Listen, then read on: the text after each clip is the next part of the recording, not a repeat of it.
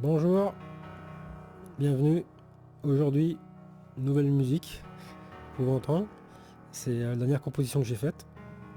Ça sera la musique de fond du jour. J'espère que ça vous plaira. Et donc, on écoute un peu. Voilà. Donc, aujourd'hui, je vous raconte une histoire. J'ai fait une rencontre extraordinaire. Au-delà de tout ce que je pouvais imaginer. J'ai déjà fait des rencontres déjà extraordinaires, mais là, c'était peut-être... c'est dans la même catégorie. J'avais déjà fait 2 rencontres extraordinaires, mais là, c'est la 3e. Non, la 4e, pardon, la 4e. Celle-là m'a bien marqué. Je dirais que c'était la deuxième qui me met... La deuxième rencontre extraordinaire que j'avais fait, c'est celle qui m'a marqué le plus. C'est quand je suis rentré en contact télépathique avec un ange incarné en humain. Ça, c'est... Vous n'oubliez pas ça, parce que ça vous... tout votre cerveau se connecte à l'ange, tellement vous appréciez comment sont ses pensées. Vous n'arrivez même plus à bouger tellement ça occupe votre cerveau, parce qu'il y a un débit d'information émotionnelle si fort que vous ne bougez plus. Vous êtes juste là à apprécier l'instant. Donc ça, c'était ma deuxième rencontre extraordinaire. C'était une personne qui marchait très très loin dans mon dos, à 200 mètres. Et j'ai eu un contact télépathique, je me suis retourné, je voyais qu'une personne extraordinaire était en train d'arriver. Et je me suis connecté à qu'est-ce qu'elle pensait, cette personne, comment elle était, qui c'était. Et là, ça a été les petites étoiles pendant tout le temps qu'elle a remonté la rue. Ça a duré, je sais pas, 3 minutes. Je bougeais pas, j'étais complètement paralysé par la gestion des informations que je recevais dans le cerveau. Tellement c'était positif et tellement j'avais jamais. Moi, je voyais bien que c'était pas une humaine, mais elle avait la forme humaine, mais je voyais bien que ça pensait pas comme un humain, quoi. C'est pour ça que je savais que c'était un ange. Ça pensait comme un ange, voilà. En gros, c'est vraiment la définition exacte. Donc ça, c'était ma deuxième rencontre extraordinaire. Et là, c'est une rencontre extraordinaire un peu différente que je vais vous raconter. Et c'est suite à une vidéo que j'ai vue. Alors je vous explique d'abord la vidéo que j'ai vue, et puis vous allez comprendre ensuite l'enchaînement logique qui en découle. En fait, je regarde souvent des vidéos, soit d'ufologie, soit d'EMI ou NDE, on appelle ça.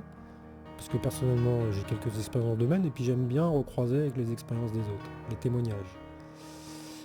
Pas ceux qui vous vendent des trucs, hein. Ceux qui font juste un témoignage comme ça, d'une expérience qu'ils ont eue, et derrière, il n'y a aucun gain financier, ni livre, ni rien du tout à vendre. C'est juste un témoignage pur. Ce qui donne plus de crédibilité à leur témoignage. Donc là, c'était un cas d'une personne hospitalisée à l'hôpital, qui est décédée à l'hôpital, et qui était sur le bloc opératoire.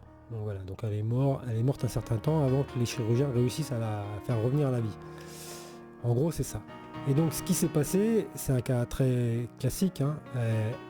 C'est la partie énergétique de son corps, au moment où elle est décédée, la partie énergétique de son corps s'est séparée de son corps matériel, et elle se voyait flotter dans l'air, en train de regarder son propre corps qui était inanimé.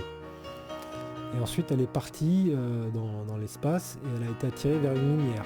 Tout comme moi, quand je me suis noyé, il y avait une lumière, mais j'avais refusé d'aller vers cette lumière.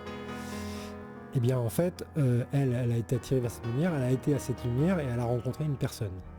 Donc je vous décris sa vidéo et son témoignage. Elle dit qu'elle a rencontré une très très vieille femme. Une femme si vieille qu'elle n'avait jamais vu de personne aussi vieille. Et elle décrit son physique, et elle disait qu'elle avait des rides extrêmement profondes, de au moins 1 cm d'épaisseur. Et ça, cette description, j'y crois beaucoup, parce qu'en fait, je m'amusais à chercher sur internet les images des personnes les plus âgées de la Terre, et j'avais réussi à tomber sur une image d'un chinois herboriste, donc qui a le savoir et la connaissance pour prolonger au maximum sa vie par la connaissance des plantes, et se soigner et prendre soin de lui, etc. Se dépolluer des polluants, des choses comme ça. Et il était affiché à 160 ans, et il avait un visage ridé comme j'avais jamais vu. Et on voyait qu'il s'était accroché à la vie malgré toute la difficulté. Et ce qui se passe, c'est quand vous vieillissez, vous perdez le collagène de la peau, et elle devient fripée. Mais ça s'intensifie avec le temps, et la peau devient de plus en plus plissée, comme un drap, quasiment. Et vous voyez jamais une image comme ça, c'est exceptionnel.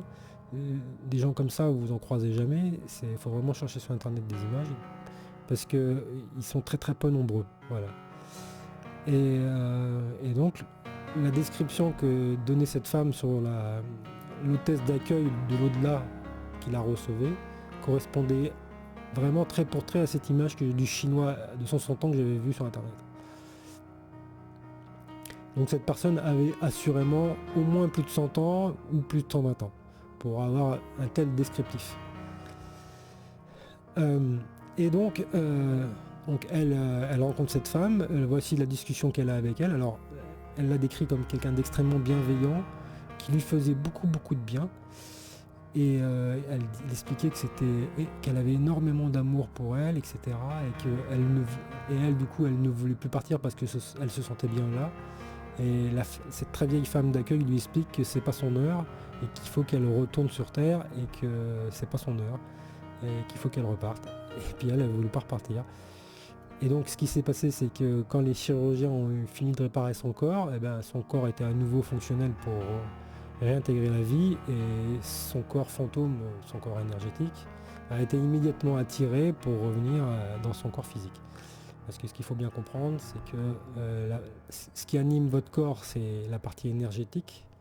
Votre fantôme anime votre corps, c'est ce qui fait que vous êtes vivant. La seule différence qu'il y a entre un mort et un vivant, c'est que le mort n'a plus sa partie immatérielle d'énergie qui anime le corps. Parce que le corps est trop endommagé. En gros, c'est ça. Donc il y a séparation.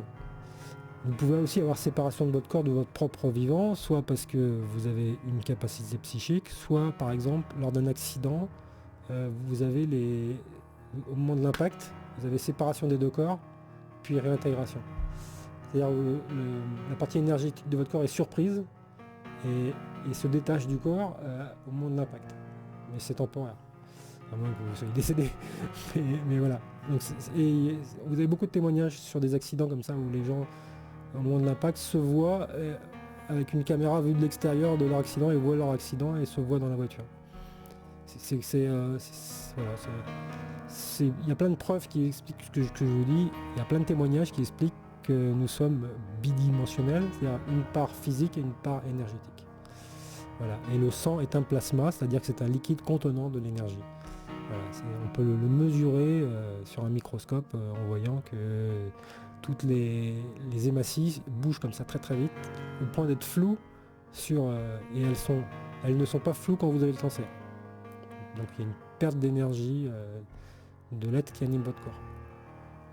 Sachant que cette partie énergétique peut se recharger au soleil par exemple, des choses comme ça. Donc elle réintègre son corps et elle raconte cette histoire. Et moi, je suis frappé par un détail dans cette description. Elle explique que cette personne est extrêmement vieille. Et parmi tous les témoignages que j'ai pu voir sur internet, il y a quelque chose qui ressort tout le temps, c'est que des personnes ont souvent rencontré des membres de leur famille décédés et qui ont pris une forme à une époque de leur vie qui leur plaisait tout particulièrement. Par exemple à l'âge de 20 ans ou à l'âge de 30 ans, c'est souvent ces périodes d'âge.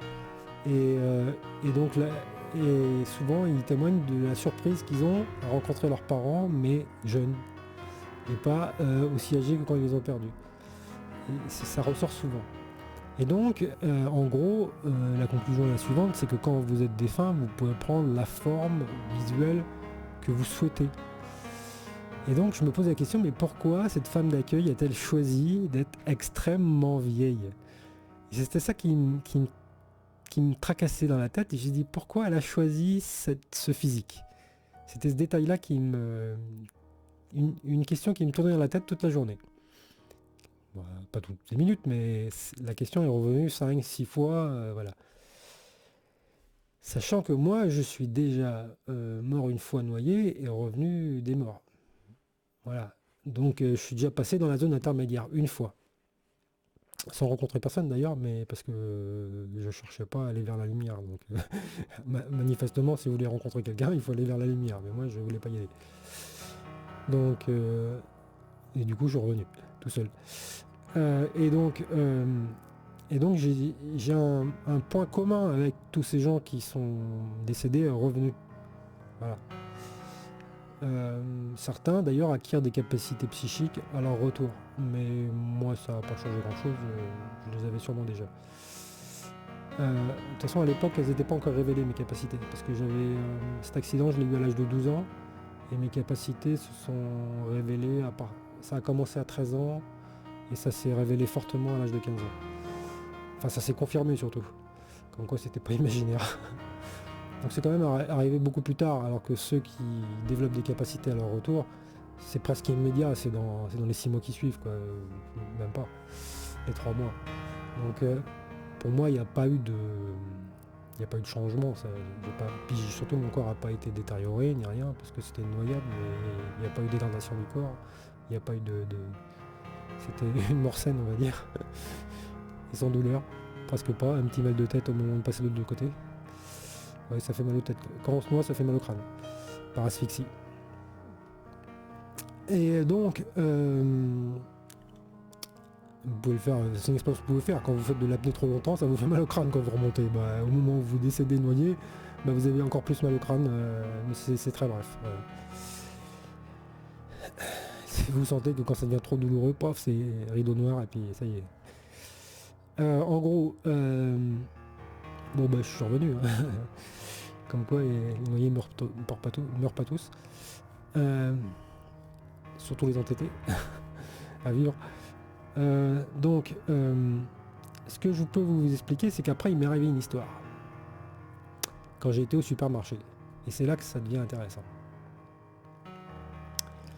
Je suis à la caisse, je suis pressé, je dois faire toutes mes courses en un temps record. Donc je suis concentré, je fonce et je suis pas spécialement ni malveillant ni bienveillant, je suis dans un état totalement neutre et pressé. Voilà. Et donc je suis concentré sur ma vitesse et donc j'arrive aux caisses automatiques. Il y a 4 caisses automatiques et je tourne le dos à toutes les caisses manuelles. Au moment de payer sur ma carte de crédit. Et là, à un moment donné, je sens que quelqu'un me regarde dans le dos, intensément, avec une énergie inhabituelle. Donc je me retourne. Et je regarde cette personne qui était située à 20 mètres de moi. Et je la regarde avec attention. De toute évidence, elle avait des capacités psychiques, elle était hors du commun et elle était en contrat. Et j'ai compris qu'elle était venue pour moi, qu'elle me connaissait et qu'elle était à cette caisse, elle discutait avec une femme mais qui baissait la tête et puis qui ne ressentait pas du tout de l'image, qui était totalement neutre. Et elle ressortait de manière particulièrement lumineuse de tous les gens qui faisaient la queue. La particularité de cette femme, c'est qu'elle était très très âgée, comme était décrit dans la vidéo. Elle correspondait en tout point, en tout détail. Elle était grande, un âge, je dirais, supérieur à 120 ans, des rides très profondes d'1 centimètre, et il y avait 2 anomalies qui faisaient penser que c'était particulièrement elle. Et ces anomalies, c'était que quand on est si vieux, on a le temps qui vous a écrasé les épaules et vous vous courbez par le temps. Il n'y a pas de personne de plus de 100 ans qui ne se tienne pas courbée. Et vous avez le poids de l'âge et du temps. Et vous avez une souffrance qui est l'arthrose, qui pèse comme une douleur continue sur vous. Et vos muscles, et tout est dur et pénible. Et quand vous entrez télépathiquement avec ces personnes âgées, vous ressentez le poids de la souffrance du temps sur eux et des efforts quotidiens. L'anomalie, c'était que cette personne n'avait aucun de ces symptômes. Cette personne ne souffrait d'aucune pathologie. J'ai fait un scan télépathique de son corps et de sa santé et de son esprit et il n'y avait aucune souffrance. Et ça, c'était une anomalie. C'est pas possible. Et donc, surtout avec des rides aussi profondes, parce que là, on était au-dessus de 100 ans. On était sur un âge extrêmement avancé. On ne voit jamais de personnes aussi âgées dans votre quotidien. Vous n'en voyez jamais, c'est extrêmement rare. J'ai vu une fois une personne aussi âgée sur Internet, Elle avait 160 ans et c'était un chinois arboriste. Et voilà, donc les Chinois, les spécialistes de la longévité sur l'île d'Okinawa, je crois. Voilà. C'est extrêmement rare de croiser une personne aussi âgée. Ça, c'était la première anomalie. Il y avait une deuxième anomalie. Elle se tenait droite, comme une personne de 20 ans. Et en plus, elle souriait et avait le visage lumineux, comme une personne de 20 ans, dans la pleine forme des capacités de son âge. Et ça c'était incroyable. Parce que non seulement elle avait des capacités psychiques, elle était bienveillante, elle était en pleine forme, et elle ressemblait comme deux gouttes d'eau à la description de la vidéo. Et elle me connaissait. Alors, comment c'est possible qu'elle me connaisse? Eh bien en fait, je suis déjà mort une fois. Donc je suis passé dans la zone intermédiaire. Et au loin, vers la lumière vers laquelle j'ai décidé de ne pas aller, elle pouvait me voir que j'étais décédé et que j'avais refusé d'aller vers la lumière. Et probablement, à ce moment-là, elle m'avait mémorisé, elle s'est dit, lui, je l'ai déjà vu, et il pense à moi en ce moment. Il se pose des questions sur moi. Et ce lien télépathique, il y a eu un lien télépathique fort qui s'est créé, et elle est descendue sur Terre s'incarner, matériellement, en ce qu'elle était, pour me voir, et m'envoyer un message positif de lumière. Et il s'est passé quelque chose juste après. C'est pas quelque chose de nouveau, je le sais. J'ai des capacités à créer une pollution forte des consciences. C'est pas une pollution négative. C'est la capacité de changer mon environnement en fonction de l'état dans lequel je me trouve. C'est-à-dire, si vous me mettez 4 heures au soleil, à faire des trucs très positifs, très sympas et machin, j'accumule de l'énergie positive et après je rayonne pendant 2 jours. Et ça modifie le comportement des gens qui sont autour de moi. Dans le bon sens. Mais c'est quelque chose de progressif. C'est-à-dire, je rentre dans un lieu, je contamine de positif autour de moi, et puis 5 minutes après, ou au moins 1 minute après, vous avez des changements de réaction. Voilà. Et les gens passent de négatif à moins négatif ou positif. Parce qu'il y en a qui sont tellement négatifs que c'est dur de les déloger. Hein. Mais ils changent d'état quand même. Ça rehausse l'état. Et donc cette particularité, je l'ai depuis longtemps et c'est pas nouveau. Et en fait, ce qui s'est passé, c'est que quand elle me regardait dans mon dos, je sentais qu'elle envoyait beaucoup d'énergie positive. Et j'ai comme un soleil, quoi. Mais plus qu'un soleil.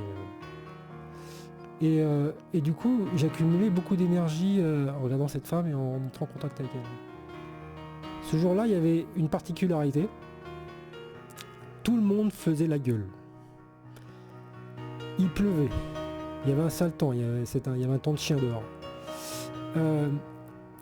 Le vigile faisait la gueule. Celle qui surveille les caisses automatiques, elle faisait la tronche comme je n'avais jamais vu. Pourtant, quelqu'un qui est assez, en général, assez souriante et puis guéluronne, on va dire. Et là, elle faisait la gueule comme si elle venait de se faire engueuler par son chef pendant une demi-heure. Elle tirait la tronche comme j'avais jamais vu. Et tout le monde tirait la tronche. Je dis, je suis pressé, j'ai du retard. Et en plus, tout le monde tire la gueule.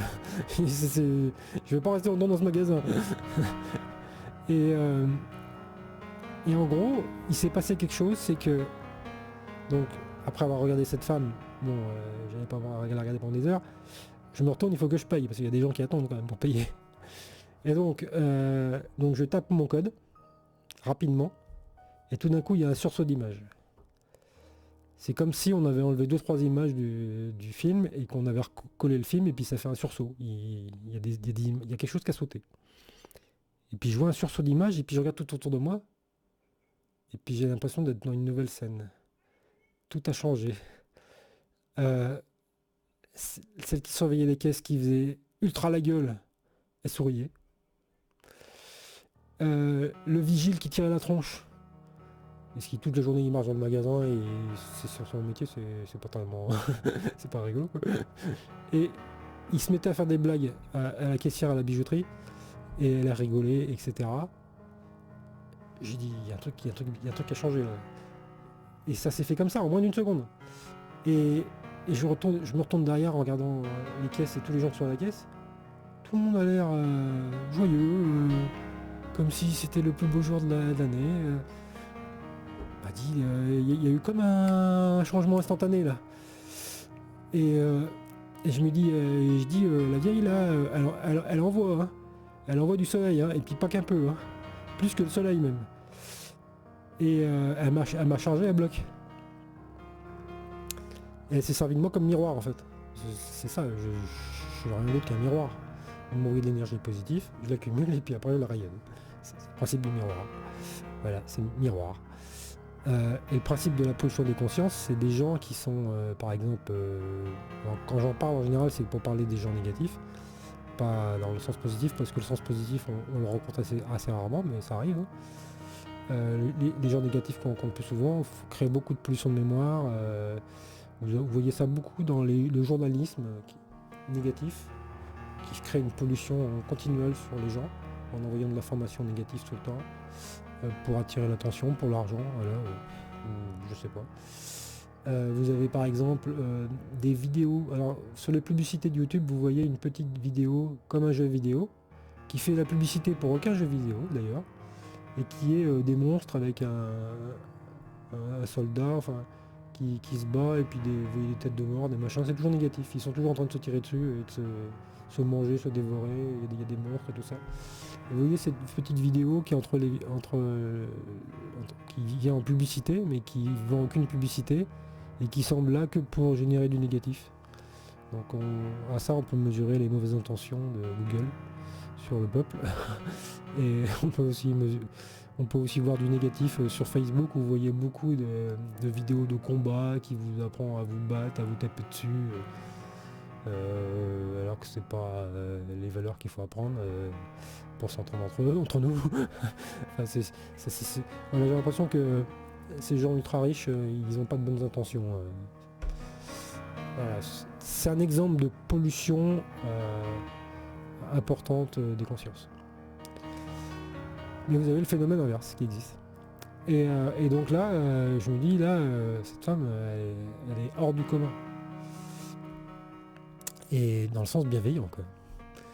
Et donc du coup, bien quand je sors des caisses automatiques, je me dis, je vais la regarder à nouveau, cette personne, je vais accorder un peu plus d'importance à cette personne, pour une fois qu'on rencontre des gens vraiment extrêmement positifs. Et là, au stupeur, elle était plus là. Et je dis, mais elle est plus là, elle est partie déjà. Oui, parce que normalement cette personne-là, elle fait partie de l'au-delà, elle fait pas partie du monde matériel. Donc je dis, elle est partie. Alors je dis, bon, je vais supposer que je me suis trompé, qu'elle a oublié d'acheter un article et puis qu'elle est repartie en arrière, mais à son âge, on comprend, hein. On marche pas vite. Donc je dis, j'ai largement le temps de voir si elle est dans le rayon, repartie, et oubliée, un rayon de 20 mètres, le temps de les parcourir, je me déplace plus vite qu'elle. Et là, rien, elle est pas là. Et la personne qui l'accompagnait, qui était sûrement comme un genre d'hologramme pour meubler l'image, elle n'est pas là non plus. Les deux étaient pas là. Ça faisait comme un trou dans la queue, tout d'un coup, aux caisses. Et du coup, je dis, bon, on va supposer que j'ai fait une erreur, je vais l'attendre à la sortie. Donc le temps que j'enlève le multivol, le vélo, je mets les codes, etc. Et je vois, personne ne sort du magasin. Je vais quand même vérifier, regarder si je rentre un peu dans le magasin, je regarde toutes les caisses. Elle était facile à repérer, elle était grande, elle était extrêmement âgée, sortait du lot, extrêmement lumineuse. Ça pète à l'œil en un quart de seconde. Hein. C'est facile à voir. Non, personne dans la caisse, personne sort du magasin. Bon, je dis, oui, j'y vais, de toute façon, j'ai compris qui c'était. Ça sert à rien de... Je vais pas fouiller tout le supermarché en courant. Le vigile, il va dire, il est bizarre celui-là. Je vais l'interdire de courir. Donc c'était techniquement pas possible de faire une vérification à fond dans le détail. De toute façon, vu les anomalies que j'avais remarquées, c'était évident que c'était pas une personne âgée ordinaire. Elle venait d'ailleurs. Donc voilà la rencontre extraordinaire. Et donc la question c'est pourquoi il y a eu cette rencontre en fait. Bah, c'est parce qu'en fait le fait qu'elle m'ait déjà vu passer dans l'au-delà, elle m'a mémorisé. Je pensais à elle, ça a créé un lien télépathique, puisque j'ai des capacités télépathiques qui fonctionnent assez bien. Du coup le lien s'est établi et elle est venue me rencontrer. Voilà. Et elle m'a montré à quel point je pouvais avoir des capacités supérieures à celles que j'ai déjà, et que je pouvais fonctionner beaucoup mieux encore. Voilà. C'était ça. Bon, bah, on est content de les rencontrer, hein, je vous le dis. Hein. Ça fait toujours du bien pendant 1 ou 2 jours. Hein. L'énergie, je l'ai gardée pendant 2 jours à peu près de ce qu'elle m'avait envoyé.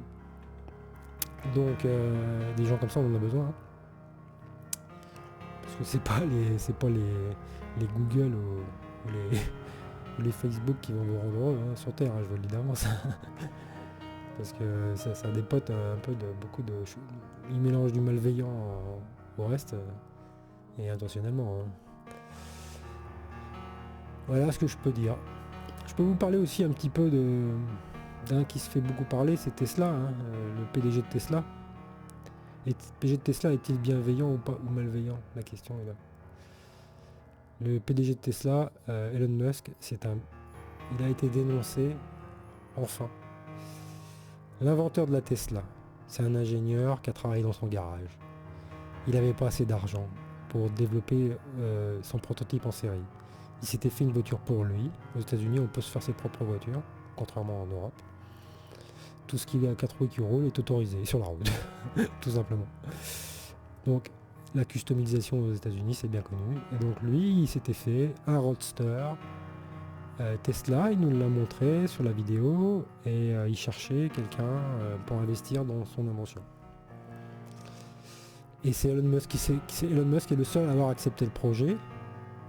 Et ensuite, il a même été embauché pour travailler au développement de la première Tesla. Donc Elon Musk n'est pas l'inventeur de la Tesla. Elon Musk a acheté le génie de cet homme. Et une fois qu'il avait fini de développer la Tesla, ces deux hommes-là ne s'entendaient pas. Voilà. Et il a dit, monsieur Elon Musk n'est pas quelqu'un d'agréable à travailler au quotidien. Il a dit qu'il était épouvantable. C'était juste un homme d'affaires et le reste, il s'en fichait complètement. Et comment on vérifie que ce témoignage est vrai? Alors c'est un exemple de pollution de conscience assez fort. Hein. Elon Musk est capable de polluer beaucoup sur Terre. Et SpaceX est un peu une forme de preuve, parce que SpaceX a été un moyen pour lui d'acquérir plus d'argent. En fait, lui, Elon Musk, la seule chose qui l'intéresse, c'est l'argent, c'est pas vous.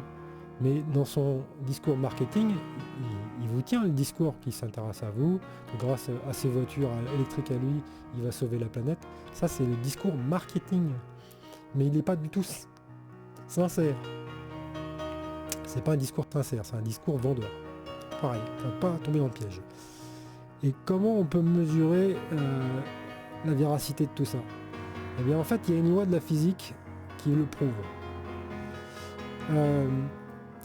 Tout être vivant sur Terre ne peut vivre que grâce au champ électromagnétique de la Terre. Si on vous prend, qu'on vous éloigne de ce champ électromagnétique, vous mourrez progressivement. Vous endormez, vous mourrez.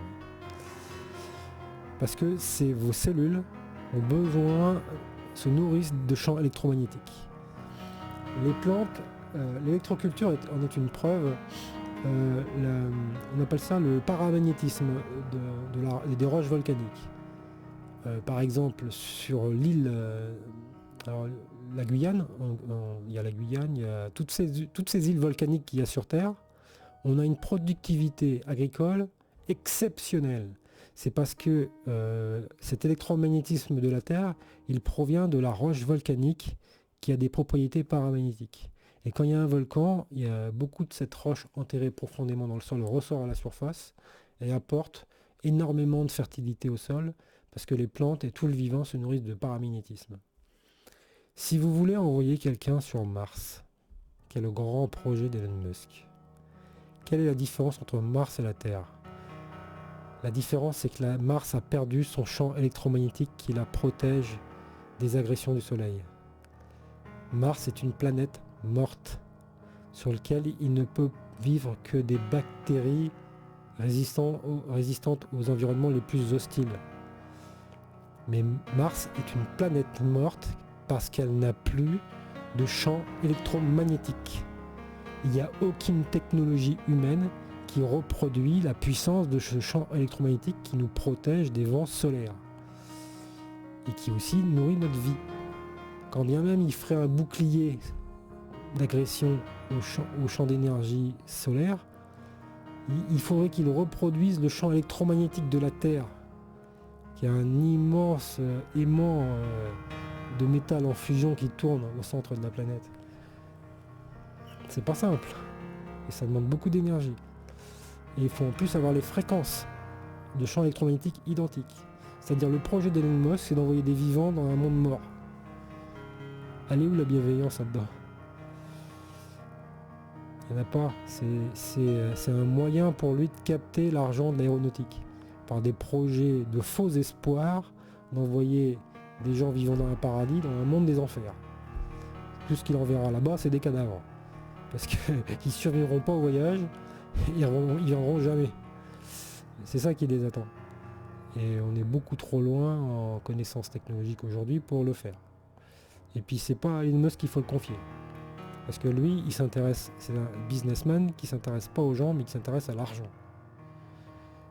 Il faut bien comprendre. Donc ça, c'est un exemple de pollution, de désinformation, de mensonge, de tout ce qu'on veut. Et aujourd'hui, d'ailleurs, son action se casse la gueule. L'action Tesla se casse la gueule. Oui, parce que tout son marketing est rien d'autre que du marketing. C'est pas de la vérité. C'est de l'embellissement, c'est des mensonges en fait, c'est des mensonges cachés. Donc plus vous vous rattacherez au vivant, et moins vous vous rattacherez à la technologie, et plus vous irez vers un monde meilleur. Et plus vous serez attaché aux technologies, bon là je communique par vous avec de la technologie, mais c'est parce que vous avez tous oublié vos capacités télépathiques. Si je communique avec vous par télépathie, il n'y aura qu'une petite partie de la population qui va l'entendre. Et d'ailleurs, j'ai pas une chaîne avec beaucoup d'abonnés parce qu'ils ne mettent pas j'aime et ils ne partagent pas. Donc ça, c'est une des causes principales. Et aussi, ma chaîne a été bloquée par YouTube en termes de... Je l'ai vu, hein, ça s'est produit il y a à peu près 1 an. Il y avait le nombre d'abonnés qui montait très très vite tous les jours et du jour au lendemain, ça s'est arrêté. Parce que l'algorithme le dessine autrement. Ceux qui programment l'algorithme de YouTube, en fait, je vous explique comment ça fonctionne. Moi, je suis abonné à plein de chaînes sur YouTube. J'ai vu comment ils faisaient pour censurer des chaînes sans les censurer. C'est qu'en fait, vous recevez pas les notifications comme quoi il y a eu une nouvelle vidéo. Donc votre vidéo n'est pas vue. C'est-à-dire qu'en fait, moi, je suis abonné à une trentaine de chaînes. Il n'y en a qu'une dizaine qui affichent les notifications alors que je suis inscrit à 30. Il y en a une que je regardais souvent. Et cette chaîne, je sais qu'elle est bloquée par l'algorithme. Alors si les youtubeurs qui regardent, ils partagent, ça lui permet d'exister dans le système et d'avoir une propagation d'informations. Mais l'algorithme fait en sorte de ne plus inciter son développement. Donc ça peut freiner de moitié la vitesse de propagation de l'information. Voire en plus. Et donc en gros, à partir de ça, moi je sais que YouTube c'est un moyen de contrôle. En fait ce qui se passe c'est que je vous explique, on est à 33 minutes, je vais m'arrêter, je vais finir ça. Bill Gates avec Microsoft s'accapare le savoir avec Google, pas beaucoup Meta. Meta c'est un peu il est spécialisé dans le social, réseau social, donc il fait en sorte de pourrir un peu les réseaux sociaux par des choses négatives qui sont récurrentes, qui viennent sans arrêt polluer votre Facebook, auxquelles vous n'arrivez pas à lutter. Donc il fait une pollution de conscience sur le social, Facebook, c'est sa spécialité. Google et Microsoft, eux, sont spécialisés dans l'accaparement de la connaissance. Ils vous espionnent, mais ils s'accaparent aussi le savoir de toute l'humanité, à travers leurs gros serveurs informatiques. Aujourd'hui, ils n'en sont que dans l'étape s'accaparer les connaissances. Bientôt, vous devrez payer pour avoir accès à tout ça. Aujourd'hui, c'est gratuit. Ça deviendra payant. L'intelligence artificielle est ce qui va permettre de rendre tout ça payant. vous aurez un monde d'informations très pollué, où les informations exactes seront diluées dans énormément de faux ou de bêtises, où ce sera difficile d'accéder à l'information, et vous serez obligé de payer pour avoir l'information exacte à laquelle vous posez la question. J'ai remarqué qu'en 2 ans, Google ne donnait plus les informations exactes qu'on lui demandait. Il fait une sélection, il exclut des choses. Il favorise le côté commercial, le côté publicité, le côté argent, mais pas le côté je vais essayer de vous rendre le mieux service possible de ce qu'il est possible de faire. Non. Il va vous rendre une information qui est dans son intérêt à lui. Ça a changé depuis 2 ans. Ils sont en train de passer à la phase 2. La phase 3, ce sera quand ce sera le tout payant. En fait, ils vivent dans la peur de ne jamais posséder assez et ils veulent s'accaparer tout et avoir le contrôle sur tout. Donc, et alors quand je vous parle de Microsoft, vous vous posez sûrement la question, mais comment Microsoft fait pour s'accaparer vos informations? Alors là, je l'ai vu récemment, quand vous avez Windows 10, vous devez désactiver tout un tas de choses pour que vous ayez toutes les disponibilités de votre processeur et qui ne consomme pas de l'énergie pour rien, parce que Windows 10 déjà prend des informations sur tout ce que vous faites. Et donc vous devez désactiver plein d'options.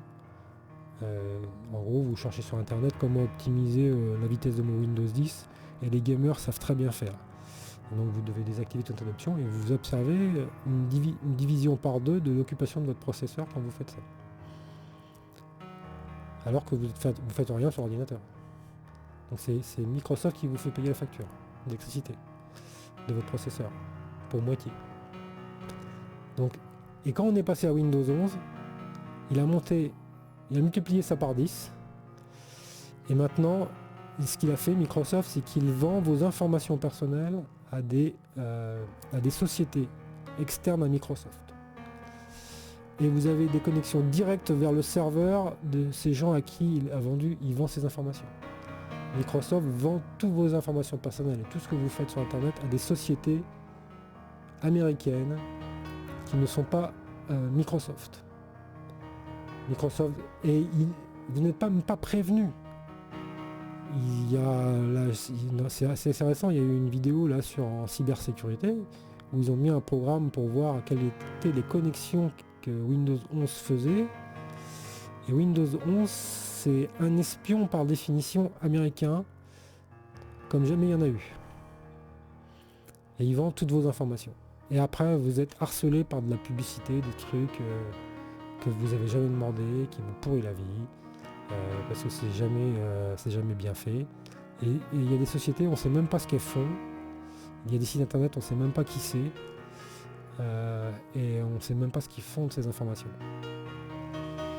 Il y en a, on peut comprendre parce que c'est commercial, il y en a d'autres, on ne sait pas ce que c'est. Et donc c'est possible d'installer un Windows, mais il faut l'installer de manière très particulière, de manière anormale. Enfin, si ça vous intéresse, je vous retrouverai le lien vidéo, je le mettrai en message personnel. Mais il y a une manière d'installer Windows qui permet d'éviter tout ça, de contourner tout ça. Mais c'est une manière totalement atypique, quoi. On met le système en erreur pour l'empêcher d'installer les programmes espions, etc. C'est Microsoft, Windows 11 est devenu un spyware. Voilà où on en est. Il faut savoir aussi que les gouvernements français, dans les administrations, refusent d'installer Windows de plus en plus à cause de ce problème d'espionnage. Voilà. C'est carrément une atteinte à la vie privée. C'est totalement illégal. Alors il faut savoir que ils peuvent être condamnés.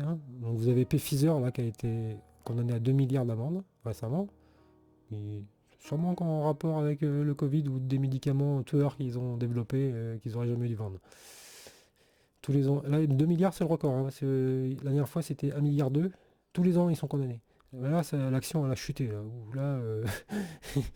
La malveillance qu'ils ont chez Pfizer, elle commence à leur coûter. Voilà. Vous voyez tout un tas de pollution. Un autre exemple de pollution, c'est le glyphosate. J'ai eu une discussion hier avec quelqu'un qui voulait acheter du glyphosate au rayon jardinier du supermarché. Alors la personne était âgée, c'était sûrement un ancien agriculteur. Il voulait acheter du glyphosate parce que il était peiné par son âge par le débroussaillage mécanique. Et donc le cheap sheet du glyphosate, ça l'arrangeait bien. Donc il a demandé et on lui dit non, il n'y en a pas. Et puis je voyais qu'il était peiné, alors je lui dis bah vous avez qu'à mettre du vinaigre. Oh le vinaigre, ça fait rien. Mais je dis ça fait rien, mais le glyphosate aussi ça fait rien. Mais le problème du glyphosate c'est qu'il détruit la vie pour toujours. Puis j'avais l'air de l'intéresser un peu, alors je lui explique. Je lui dis mon voisin, moi, il a mis du glyphosate le long de mon grillage. Qu'est-ce que j'ai constaté? Que les herbes repoussaient, mais que rien d'autre ne repoussait. Donc un désherbant qui laisse pousser uniquement les mauvaises herbes mais qui détruit tout le reste et qui empêche de planter une haie, un arbuste, il pousse pas, il meurt. C'est catastrophique. Il y a des métaux lourds là-dedans, il y a des saloperies. Et ça c'est comme la radioactivité, le glyphosate. Ça a pour but de détruire la vie. Et je lui ai dit au vieux, je lui dis, mais il me dit oui mais ils savent ce qu'ils font, ils ont inventé le produit pour ça, etc. Et alors je l'ai ramené à la réalité, je lui ai dit qu'est-ce que vous constatez, c'est que tous les ans vous devez en remettre parce que l'herbe repousse. Si vous mettez du vinaigre ça va repousser l'année prochaine, mais ça va le tuer juste pour cette année, c'est tout. La différence c'est que le glyphosate, le vinaigre va pas vous empêcher de planter après parce que les acides vont se neutraliser avec le calcaire et ça deviendra, c'est plus dégradable. Et donc j'ai réussi à faire comprendre à ce dur de la feuille qu'il s'était fait arnaquer parce qu'en fait le glyphosate, je lui ai dit pourquoi ils vous vendent du glyphosate, parce que ces gens-là ils s'intéressent à votre argent, mais le reste ils s'en foutent, ils vous arnaquent. Il a compris que il s'était fait arnaquer. Voilà, vous faites pas arnaquer, comprenez bien que tous les gens qui ont un intérêt à l'argent, ils s'intéressent à votre argent, mais ils s'intéressent pas aux gens. Voilà, ça sera le mot de la fin. Alors vous faites pas plus la conscience. Allez, au revoir.